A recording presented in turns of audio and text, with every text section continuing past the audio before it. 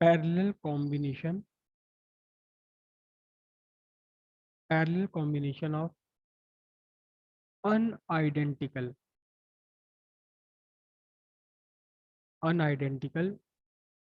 Sales. Unidentical cells है और parallel combination में इन्हें लेना। बहुत ध्यान से समझिएगा, थोड़ा सा लंबा प्रोसेस है। दो सेल हम कंसिडर कर रहे हैं, दो सेल से ज़्यादा भी हो सकते हैं। एक सेल इंटर ईएमएफ इसका E1, इंटरनल रेजिस्टेंस R1। दूसरा एक और सेल, इसका ईएमएफ E2 है और इंटरनल रेजिस्टेंस इसका R2 है। दोनों को आपने पैरेलल में लगाया। पैरेलल कॉम्बिनेशन का मीनिंग E1 का पॉजिटिव E2 के पॉजिटिव से कनेक्ट किया, E1 का निगेटिव E2 के निगेटिव से आपने कनेक्ट कर दिया। ये पैरेलल कॉम्बिनेशन हुआ। सर ध्यान देखिए, अनआइडेंटिकल सेल्स है। अनआइडेंटिकल सेल्स का मतलब दोनों के ईएमएफ भी डिफरेंट है और दोनों के इंटरनल रेजिस्टेंस भी डिफरेंट है। जरूरी नहीं कि अगर आप सेल मार्केट से लेकर आ रहे हैं तो उनके ईएमएफ इक्वल ही होंगे। कैसे इक्वल होंगे? एक मोबाइल की बैटरी है और एक आपका 7 रुपए वाला सेल है, तो दोनों के एक का ईएमएफ है मोबाइल बैटरी का 3.75 वोल्ट, इसका ईएमएफ है 1.45 वोल्ट। इसका इंटरनल रेजिस्टेंस कम होगा मोबाइल बैटरी का, इसका इंटरनल रेजिस्टेंस जो सादा सेल आता है 7-8 रुपए का 10 रुपए का उसका ज़्यादा होता है। तो दोनों अनआइडेंटिकल सेल्स हैं, दोनों के ईएमएफ भी डिफरेंट है, दोनों के रेजिस्टेंसेस भी डिफरेंट है, इंटरनल रेजिस्टेंस डिफरेंस है। और इसके बाद आपने इन्हें लगा दिया एक एक्सटर्नल रेजिस्टेंस कैपिटल आर के साथ में। कैपिटल आर एक एक्सटर्नल रेजिस्टेंस है, आपने इसे लगा दिया। ठीक है, अब जरा ध्यान से देखिएगा, थोड़ा सा हमें अलग काम करना होगा यहाँ। सेल E1 से सेल करंट चली I1 करंट चली, यहाँ पहुंची और रेजिस्टेंस में गई, फिर यहाँ चली करंट और वापस सेल में आ गई। ठीक है, तो आपके पास इस सेल के लिए, अच्छा यहाँ देख एक बात ध्यान से देखिएगा, दोनों पैरेलल में लगे हुए हैं तो दोनों का टर्मिनल वोल्टेज और एक्सटर्नल सर्किट के अक्रॉस वोल्टेज सब आपस में इक्वल है। देखिए E1 आपके किन दो पॉइंट्स के बीच में है? जिन दो पॉइंट्स के बीच में E1 लगा हुआ, उन्हीं दो पॉइंट्स के बीच में E2 लगा हुआ, उन्हीं दो पॉइंट्स के बीच में आपका एक्सटर्नल सर्किट लगा हुआ है। तो सबके टर्मिनल वोल्टेज इक्वल है, सभी के टर्मिनल वोल्टेज इक्वल है। तो पहला सेल E1 के लिए मैं क्या लिखूंगा? मैं रेड पेन से इसे काम कर लेता हूँ। E1 के लिए मैं लिखूंगा terminal voltage V is equal to E1 minus I1 R1, क्योंकि इसका अपना इंटरनल रेजिस्टेंस R1 है। तो V की टर्म्स, V और E का आपस में relation V is equal to E1 minus I1 R1। तो अब यहाँ से I1 आपका कितना निकल कर आएगा? I1 आपका फाइंड हो जाएगा I1 इज इक्वल्स टू, मैं इसे इधर यहाँ ले लूंगा तो क्या बनेगा बताओ? ये बनेगा आपका E1 minus V divided by R1 first cell के लिए। अब क्या हुआ? सेकंड सेल से भी करंट चली। कौन सी करंट चली? हम इससे करंट ले रहे हैं I2 करंट भी यहीं गई और इस रेजिस्टेंस में होते हुए वापस चली गई। अब सवाल ये पैदा होता है कि ये जो I1 करंट है ये इधर क्यों नहीं जा रही? इसे क्या पता कि मुझे सीधे सीधे एक्सटर्नल सर्किट में जाना है। I2 एक्सटर्नल सर्किट में ही क्यों जा रही है? I2 जो है E1 में क्यों नहीं चली जा रही? हो सकता है ये I1 और I2 में से हो सकता है I1 का कुछ पार्ट इस सेल के अंदर चला जाए, कुछ पार्ट हो सकता है एक्सटर्नल रेजिस्टेंस में चला जाए। I2 में भी हो सकता है आई ये चला जाए। डिपेंड करेगा कि E1 E2 कितने कितने हैं, R1 R2 कितने कितने हैं, कितनी कितनी करंट कहाँ जानी। अभी हम ये कंडीशन बना रहे हैं, एक सिंपल कंडीशन। इसी में अगर आपके पूरे सॉल्व करते करते बाय द वे I1 की वैल्यू निकल कर आ जाए निगेटिव में, I1 की वैल्यू निगेटिव में निकल कर आ जाए, तब आप कहेंगे कि जो हमने डायरेक्शन कंसिडर कर रखी है, इसके अपोजिट डायरेक्शन में करंट है, मतलब I1 के पॉजिटिव टर्मिनल से नहीं चल रही करंट, I1 के निगेटिव टर्मिनल से चल करके पॉजिटिव टर्मिनल में जा रही है। तो वो क्या होगा, कैसे होगा, वो बाद में सब डिसाइड हो जाता है जब I1 और I2 हम फाइंड करते हैं। फिलहाल हम ये कहेंगे क्या, कि I1 और I2 दोनों मिलकर के एक्सटर्नल रेजिस्टेंस में चले गए। यहाँ एक्सटर्नल रेजिस्टेंस में कितनी करंट है, I1 प्लस I2, कितनी करंट है, I1 प्लस I2। अब I1 कितनी है आपकी, E1 minus we upon R1। तो I2 सेकेंड वाले सेल के लिए I2 क्या बनेगा, सेकेंड वाले सेल के लिए I2 बन जाएगा आपका कितना, I2 बन जाएगा E2 minus V by R2। ये I2 आ गई। अब total current in the circuit, external circuit में एक्सटर्नल रेजिस्टेंस में टोटल करंट कितनी होगी, दोनों करंट का सम मिलकर के हो जाएगा। Total current,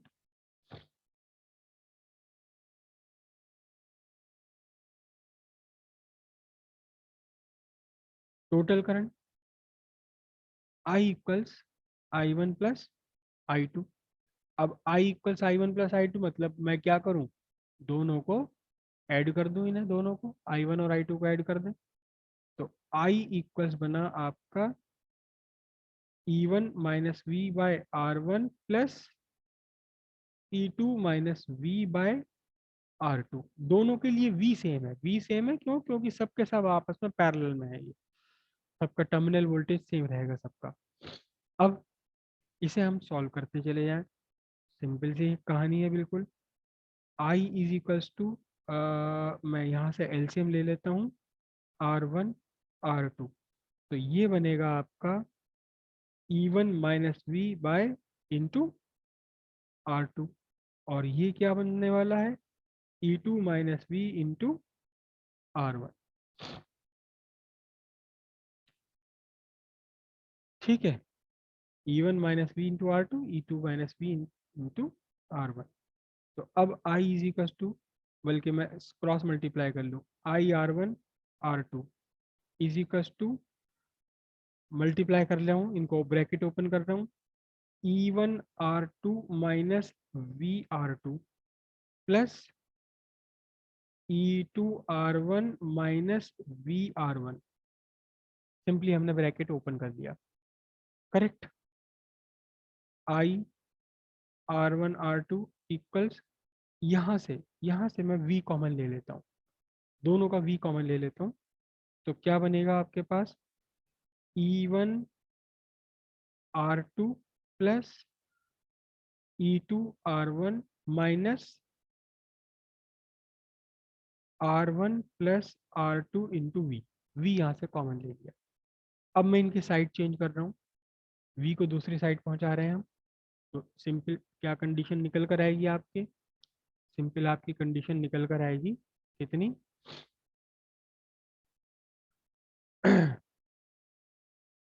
we R1 plus R2 equals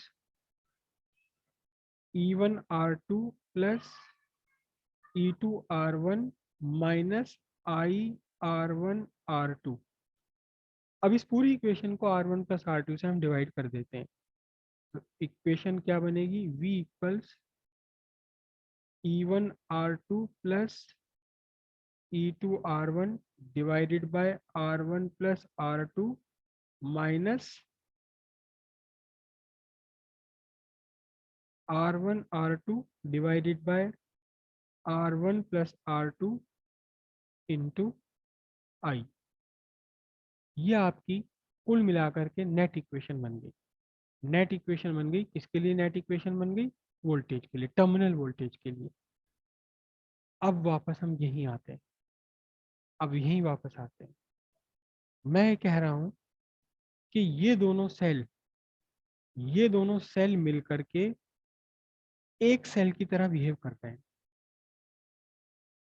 एक सेल की तरह बिहेव कर रहे हैं ये दोनों सेल मिल करके। एक्चुअली हमें यही तो फाइंड करना है कि इनका दोनों का कुल मिलाकर के नेट ईएमएफ कितना है, इन दोनों का मिलाकर कुल मिलाकर नेट इंटरनल रेजिस्टेंस कितना है। तो मैंने कहा कि ये दोनों मिला करके एक अकेले सेल की तरह काम कर रहे हैं, एक अकेले सेल की तरह काम कर रहे हैं, जिसका इंटरनल रेजिस्टेंस है स्मॉल आर क्या ईएमएफ है ई।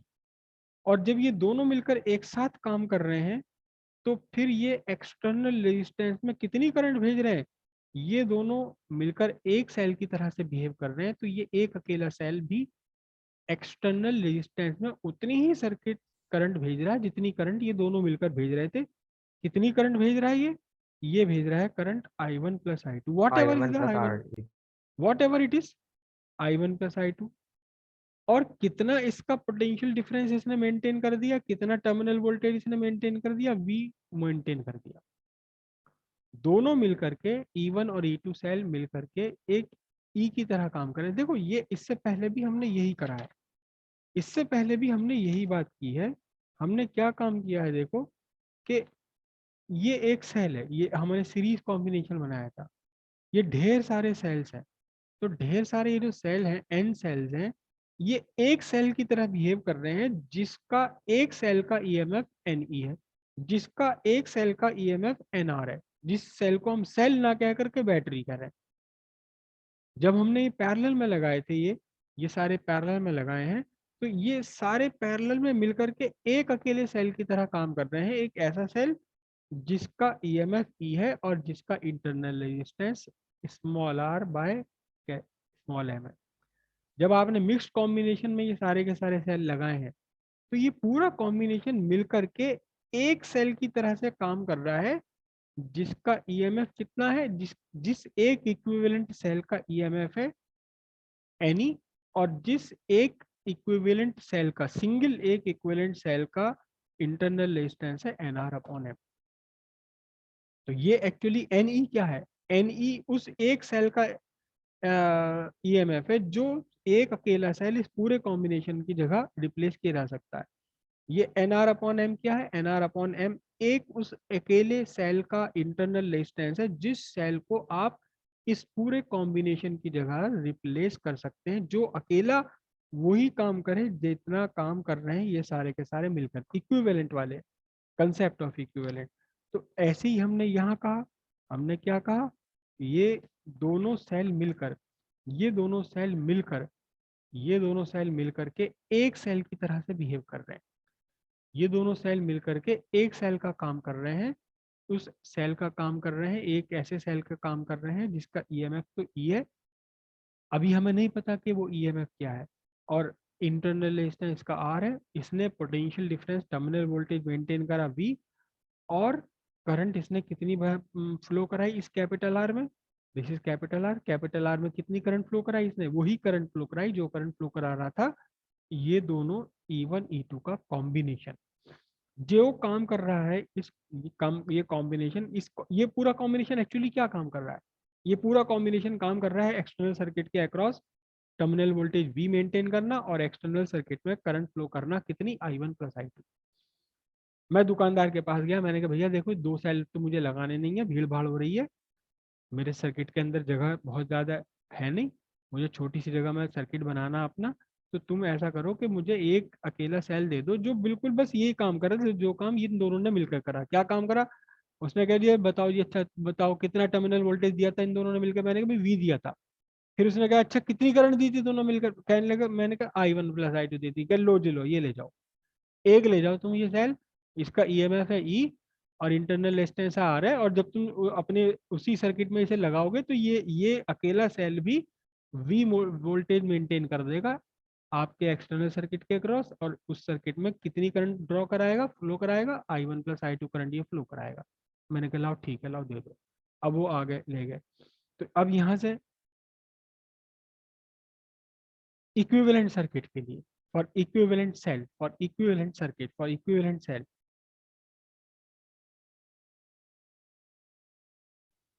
फॉर इक्विवेलेंट सेल के लिए आप लिखोगे terminal voltage V is equal to E1, ये सब तो हो गई, सिंपली सी बात है, E माइनस क्या होगी बोलो, E माइनस बोलो, I1 plus I2 R। I1 plus I2, actually मैंने I1 प्लस I2 को यहाँ क्या लिख लिया देखो, I1 प्लस I2 को मैंने क्या लिख लिया यहाँ, I1 प्लस I2 को मैंने I लिख आई दिया, I। है ना, तो इसको भी मैं सिंपली I लिख देता हूँ, तो यहाँ से ये क्या बनेगा, E1 minus V equals E minus I into R. अब जो पोटेंशियल डिफरेंस जो टर्मिनल वोल्टेज कॉम्बिनेशन ने दिया था वही टर्मिनल वोल्टेज अकेले सेल ने दिया है। जो करंट फ्लो कराई थी कॉम्बिनेशन ने वही करंट फ्लो कराई है अकेले इक्विवेलेंट सेल ने। तो ये जो ईएमएफ है ये एक सेल का ईएमएफ आपके पूरे कॉम्बिनेशन के ईएमएफ के इक्वल काम कर रहा है। ये एक सेल का इंटरनल रेजिस्टेंस आपके कॉम्बिनेशन के दोनों सेल का जो कॉम्बिनेशन बना है उस कॉम्बिनेशन के इंटरनल रेजिस्टेंस के बराबर है ये। अब दोनों को कंपेयर कर लीजिए आप इक्विवेलेंट सेल के लिए और जो आपका कॉम्बिनेशन है। तो सिंपल सी बात है कंपेयरिंग दोनों को अगर आप कंपेयर करोगे तो इंटरनल रेजिस्टेंस कितना ये करंट वही है ये वही।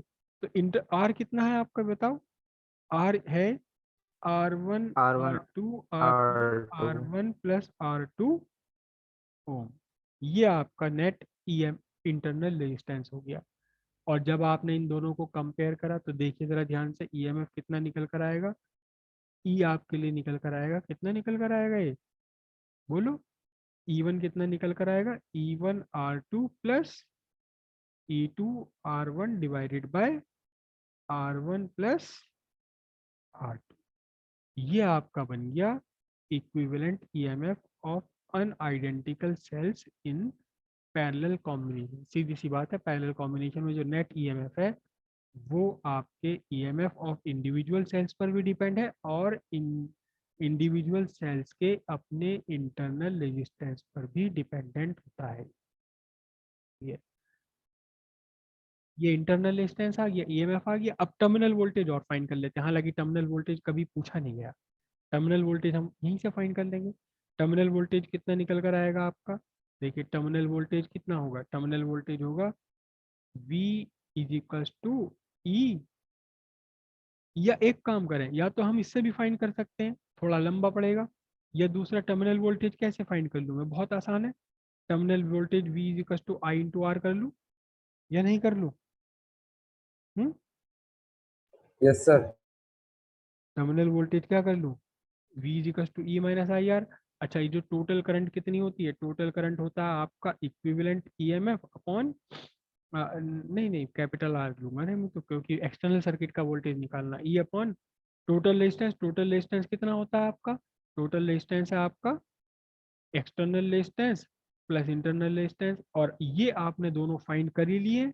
ई आपने फाइंड कर लिया कितना फाइंड कर लिया ई आपने E1 R2 plus E2 R1 divided by R1 plus R2। अब whole divided by capital R तो है ही आपका और स्मॉल आर कितना है स्मॉल आर है R1 plus R2 divided by R तो सॉरी सॉरी सॉरी ऊपर R1 R2 है नीचे R1 प्लस R2 है। तो अब यहाँ से अब अगर नीचे से आप R1 प्लस R2 एलसीएम ले लें इसका तो R1 प्लस R2 मल्टीप्लीकेशन में आ जाएगा कैपिटल आर के साथ में। R1 प्लस R2 कैंसिल हो जाएंगे और क्या बचेगा आपका नेट वोल्टेज आपके बचेंगे E1 R2 plus E2 R1 divided by what capital R into R1 plus R2 plus R1 R2। ये आपका नेट टर्मिनल वोल्टेज निकल कर आ गया। नेट टर्मिनल वोल्टेज नहीं मैं मिस्टेक कर रहा हूँ अभी मैं मिस्टेक कर रहा हूँ थोड़ा सी मिस्टेक कर लीजिए देखो। ये तो केवल करंट की वैल्यू है ना। यहाँ कैपिटल आर भी तो आएगा इसके साथ मल्टीप्लीकेशन में कैपिटल आर भी तो आएगा। भाई ये V is equal to I into R केवल करंट की वैल्यू तो ली थी मैंने E upon capital R plus small R into capital R भी तो आना है। तो इसके पूरे के साथ में मल्टीप्लीकेशन में क्या और आना है यहाँ यहाँ कैपिटल आर आपका और आना। This is the terminal voltage of the combination पूरे सेल का पूरे बैटरी का कॉम्बिनेशन का ये टर्मिनल वोल्टेज। टर्मिनल वोल्टेज वैसे आज तक कभी एग्जाम में पूछा नहीं गया लेकिन जब यहाँ ये ई और आर पूछा गया कई बार तो हो सकता है एग्जाम में कैसी बार ये भी पूछ ले।